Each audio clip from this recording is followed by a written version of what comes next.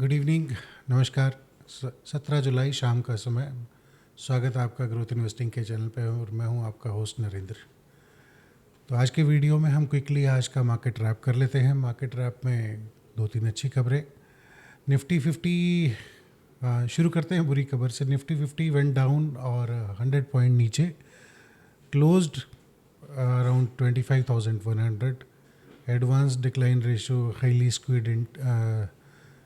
skewed in terms of declines because 31 was the decline, 19 was the advance.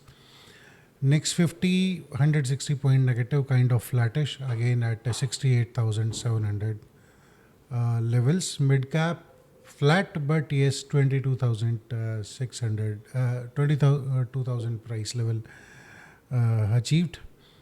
Small cap again flat, kind of 48 points up and 18,000 flat. And ये काफ़ी दिन से Chase हो रहा था कि मिड कैप 22,000 टच करे और स्मॉल कैप 48 से 18,000 के ऊपर क्लोज करे। So that's done today. इसलिए मिड कैप और स्मॉल कैप में advance decline ratios almost kind of equal हैं और बाकियों में निफ्टी नेक्स्ट 50 में भी इक्वल ही हैं, लगभग 22 और 27, जबकि निफ्टी 50 में थोड़ा सा डिक्लाइन की तरफ था। सेक्टोरली आज रियलिटी अप है, मेटल अप है और फार्मा अप है। रियलिटी ने पिछले 4 दिन में 4% के आसपास का अप जो है they have taken the increment. और आईटी, बैंकिंग और स्पेसिफिकली पीएसयू बैंकिंग और मीडिया, ये तीनों आज डाउन रहे, तीनों सेक्टोरल डाउन थे। रीज़न मीडिया में थोड़ा सा प्रॉफिट बुकिंग आया और बैंकिंग में भी प्रॉफिट बुकिंग आया। आईटी के रिजल्ट्स और थोड़े से क्या कुछ ज़्यादा ही फ्यूचर ग्रोथ्स को लेके अभी प्रोस्पेक्ट्स उसके डाउन हो गए हैं और एनालिस्ट का मानना है कि मे बी ये अगले 2-3-4 क्वार्टर तक ना परफॉर्म करे, या जब तक कि यूएस की कंपनीज जहां आईटी अपनी सर्विसेज देती हैं वो अलाइन ना हो। So let's see what best can come out. और ग्लोबली यूरोप आज अच्छे 1% के आसपास सारा यूरोप अप है, जिसमें जर्मनी और लंदन और शायद फ्रांस भी।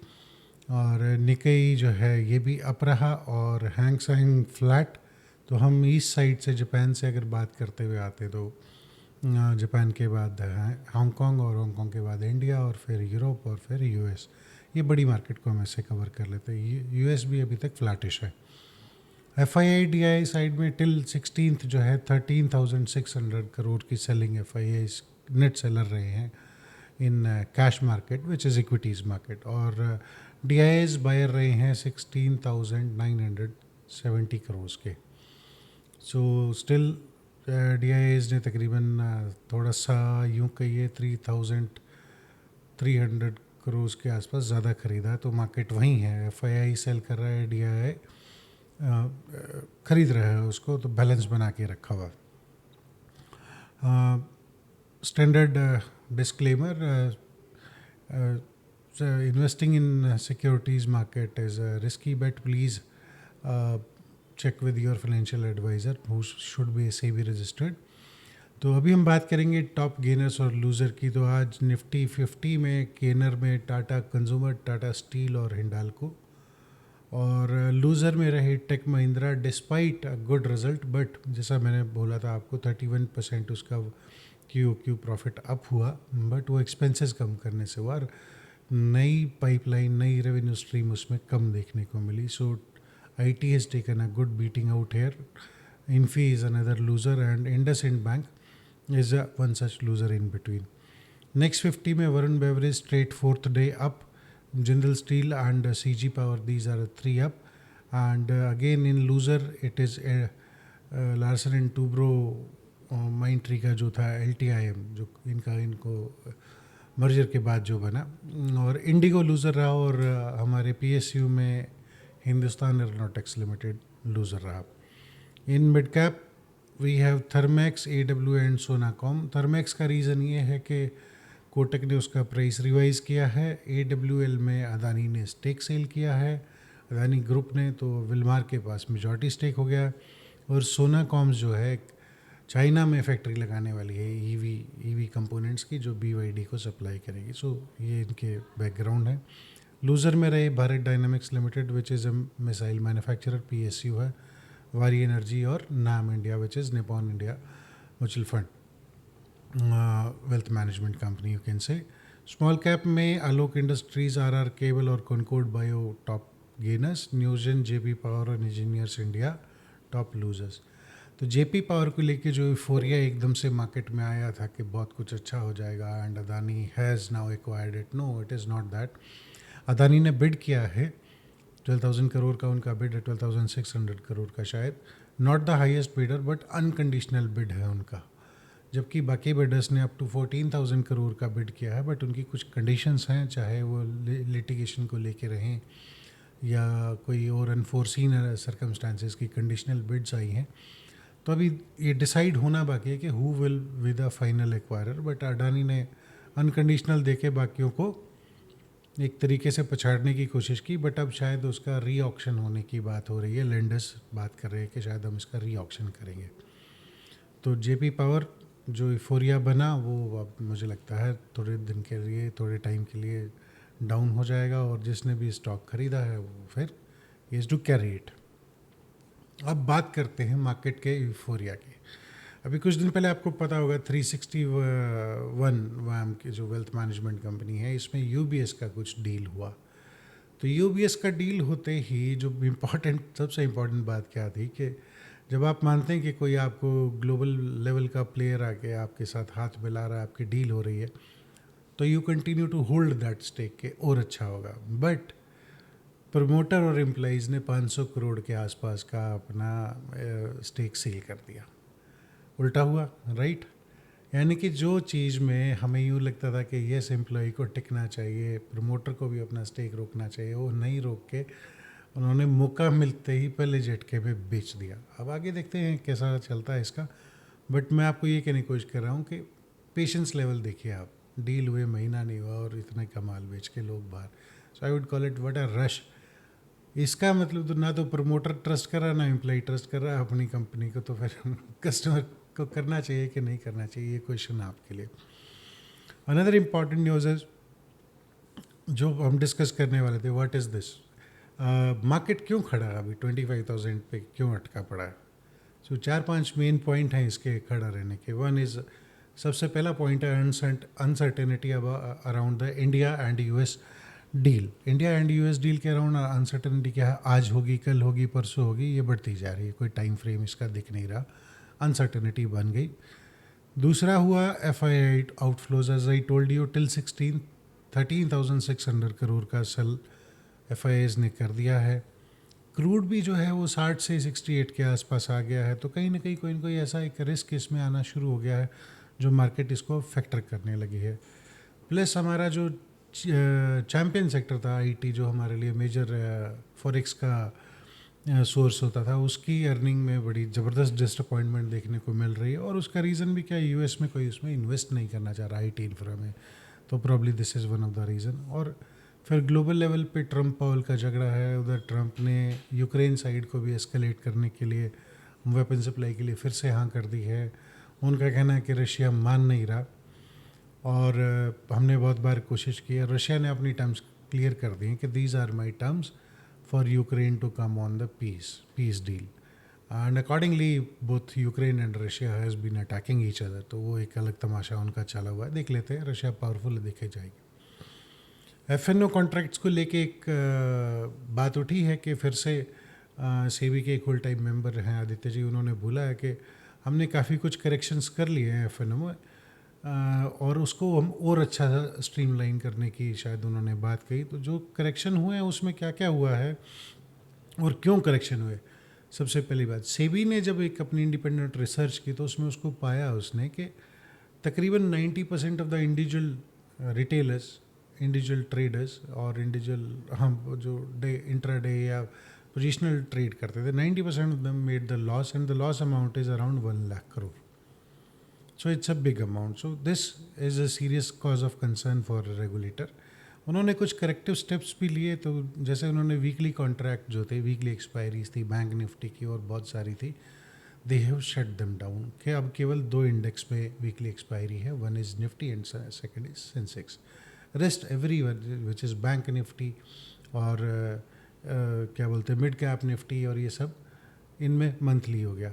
याद है बैंक निफ्टी जिसमें जेन स्ट्रीट ने एक ही दिन में 4800 करोड़ रुपीस कमाए थे, तो 11 स्टॉक का इंडेक्स था, HDFC ऐसे से मिला के 50% का कंट्रीब्यूशन हो जाता था।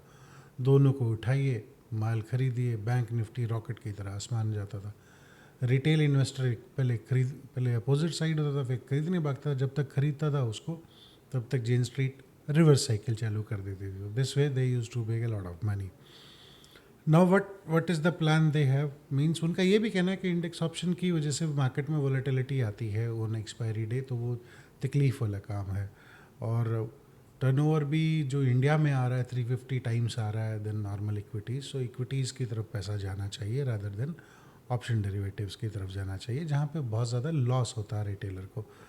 As such derivative which is futures and option is a instrument of hedge not a trade. But ये कोरिया और इंडिया में ही ऐसा होता है ज़्यादातर कि लोग हेज के इंस्ट्रूमेंट से ट्रेड करने लगते हैं। ये फिन इन्फ्लुएंसर की वजह से ऐसा हुआ, या ग्रीड की वजह से ऐसा हुआ, या बहुत कम कैपिटल लगा के आदमी जो है बहुत बड़े सपने देखने लगता है, बहुत बड़े आई वुड से प्रॉफिट की उम्मीद करता है, तो ये तकलीफ़ें आती हैं। ये हेजिंग का इंस्ट्रूमेंट है, हेजिंग की तरह यूज़ होना चाहिए, तभी फ़ायदा है। तब आपके पास पोर्टफोलियो है 1 करोड़ का, आप उसको हेज करना चाहते हैं, वहाँ पे आपको ऑप्शंस का इस्तेमाल करना चाहिए। उसको हेज करना चाहते हैं, वहाँ आपको फ्यूचर का इस्तेमाल करना चाहिए, वो भी व्यू बेस्ड। आपको लगता है कि मैं कोई, मुझे लगता है ऐसा अजम्पशन होता है जैसे हेजिंग में कि अगर मार्केट नीचे जा रहा है, पोर्टफोलियो नहीं आप छेड़ना चाहते, तो आप पुट साइड में या बेयर साइड में कुछ ना कुछ हेजिंग टूल लगा लेते हैं। सो ये इसका राइट यूज़ है। तो अभी जो सेबी की ऑल टाइम मेंबर है उन्होंने क्या कहा कि प्रॉब्ली वो वीकली की बजाय शायद 15 दिन की एक्सपायरी की तरफ जाएंगे, या ये टेन्योर बढ़ाएंगे उसका। 4 महीने में 4 एक्सपायरी होती हैं, फिर टेन्योर बढ़ाएंगे तो हो सकता है वो 2 एक्सपायरी हों, या हो सकता है 10 डेज़ का टेन्योर करने की कोशिश करें। जो भी वो प्लान कर दे, टेन्योर बढ़ाने की बात हुई है, तो एक अच्छी न्यूज़ है। हो सकता है इससे लॉस कम हो और डिसिप्लिन आए। ऑन IPO साइड एक डायलिसिस चेन है नेफ्रो प्लस, उसका IPO आ रहा है 2000 करोड़ के लिए। That's a good thing. महंगा है या सस्ता है इसके बारे में कोई कमेंट नहीं है, बट IPO की न्यूज़ थी तो मैंने आपको ये दे दी है। अब कोटक इंस्टीट्यूशन ने बोला है कि they are bullish on cement, chemical, consumer discretionary. तो इस cement we all know valuations काफ़ी सस्ती हैं। मेजरली सीमेंट में कंसोलिडेशन चला, जो आदित्य बिरला और अदानी 2 ग्रुप्स ने ज़्यादातर सीमेंट में कंसोलिडेशन किया। केमिकल कुछ लोग बोलते हैं still not out of woods, कुछ लोग बोल रहे हैं कि no it can be a future driver of growth. और consumer discretionary we all know that as the earning grows, spending on something which is on a higher side, like flight travel, like high-end cars, like jewelry, like services और personal care, इन सब में आदमी ज़्यादा spend करने लगता है। But these are all on a high end, not the lower side of the pyramid जहाँ पे प्राइस सेंसिटिविटी ज़्यादा हो। तो ऐसा उनका व्यू है, देख लेते हैं। कुछ अदर इंस्टीट्यूशंस का व्यू है कि पावर में they are now investing heavily because they see that India power demand is growing. But majorly power का अभी तक कुछ ऐसा देखने को नहीं मिला। हो सकता है वैल्यूएशन अभी हायर साइड हो, थोड़े दिन में ठीक हो जाए। ऑन द ग्लोबल फ्रंट 2 बड़ी न्यूज़ हैं। एक तो ट्रम्प साहब ने प्लान किया है कि वो पाकिस्तान आएंगे सितंबर में। ओबियसली आसिफ मुनीर जी उनको न्योता दे के आए होंगे, बट ऐसा नहीं है। अगर आप इसको स्टडी करेंगे और आप समझेंगे तो Pakistan is an old ally of US, ऐसा US भी बोलता है। और ओल्ड अलाई होने के कारण क्या है कि Pakistan has helped US in countering Russia. जैसे अफ़गानिस्तान के वॉर में Pakistan helped Russia to raise Pakistan helped US to raise mujahideen which fought against Russian forces और USSR फोर्सेस। तब USSR होता था और USSR ने अफ़गानिस्तान को एग्जिट किया। बाद में उन्हीं मुजाहिदीन का इस्तेमाल इंडिया में कश्मीर में भी हुआ, क्योंकि वहीं से वो लोग इंडिया की तरफ माइग्रेट किए गए और वो टेररिज्म को बढ़ावा मिला। तो पाकिस्तान अपॉर्चुनिस्टिक कंट्री है, वो दोनों तरफ के मज़े करता है। पहले उसने चाइना से इन्वेस्टमेंट कराई, चाइना से माल खरीदा, अब मुझे जहाँ तक न्यूज़ का आइडिया है, चाइना ने एक बहुत बड़ा मिलिट्री इंफ्रास्ट्रक्चर और कंसाइनमेंट्स उसको बेचे हैं या लोन पे दिए हैं। तो अभी यूएस को समझ में आया कि let's go to Pakistan back, settle the score and let's try again, because कहीं ना कहीं चाइना को अगर उसको कंट्रोल करना है तो पाकिस्तान इज़ वन गेटवे, और म्यांमार की साइड से दूसरा गेटवे उन्होंने ओपन करने की कोशिश की है, जो कि बांग्लादेश के रास्ते, जैसे बांग्लादेश में कू हुआ और उसके रास्ते म्यांमार और वो पोर्ट का इस्तेमाल होना, और फिर चाइना को वहाँ पे एक म्यांमार के रास्ते यानी कि एक काउंटर थ्रेट देने की उनका प्लान है। ऐसा जो है डीप स्टेट सोचता है यूएस का, और विजिबली ये दिख भी रहा है। दूसरा, अब नेटो चीफ हैं मार्क रोथ, ये नए बने हैं और जनरली ये एक माउथ पीस ही होते हैं, बट ये यूएस में गए, सेनेटर्स से मिले और फिर कहते हैं कि मैं चाइना, ब्राज़ील और इंडिया पे सैंक्शन लगा दूंगा बिकॉज़ ये रशिया से ट्रेड या ऑयल उनका बाय करते हैं। First of all, can he? No, he can't, he is just a mouthpiece. Second, he doesn't have any sanctioning power, he is just एक बॉडी है नेटो, उसका एक डमी इन्होंने वो बनाना होता है, चीफ उसको बना के बैठ जाते हैं और वो अपने आप में, जैसे कहते बिगाड़नी शादी में अब्दुल्ला दीवाना ऐसे घूमता रहता है। तो लास्ट वाले के साथ भी ऐसा ही हुआ था। So he can do a lip service but sanctions no. But हाँ, मैसेज क्लियर है कि शायद यूएस ने ये मैसेज पास करने को बोला है, तो इंटेंट ये है कि रशिया को आइसोलेट किया जाए और रशिया को फोर्स किया जाए ताकि वो पीस नेगोशिएशन पे आए।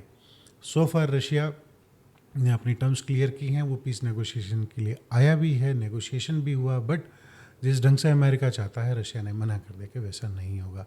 और ये नाराज़गी ट्रंप जो है पब्लिकली हर जगह बोलते हुए फिर रहे हैं कि I am pretty disappointed with Putin.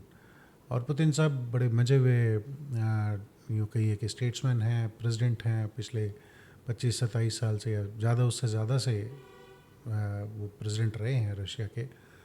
तो he knows everything, all the geopolitical stuff and what will happen and how things will work out and how to settle Ukraine, because उनके रशिया के लिए हर जगह एक नई चुनौती बने। Caucasus which is Azerbaijan, Armenia वाले एरिया जो ईरान से लगता है, वहाँ भी प्रॉब्लम है। Azerbaijan is now moving towards the Israel kind of a structure, वहाँ उधर प्यार दिखा रहा है। टर्की अपनी अलग खिचड़ी पका रहा है, तो वहाँ कुछ और एक तकलीफ़ वाला काम बनेगा आने वाले टाइम में, एक टेंशन होगी वहाँ भी, वो भी एक फॉल्ट लाइन है। तो देखते हैं क्या होगा। सो फार आज के लिए इतना ही। थैंक यू सो मच, और हाँ please do subscribe. Thank you.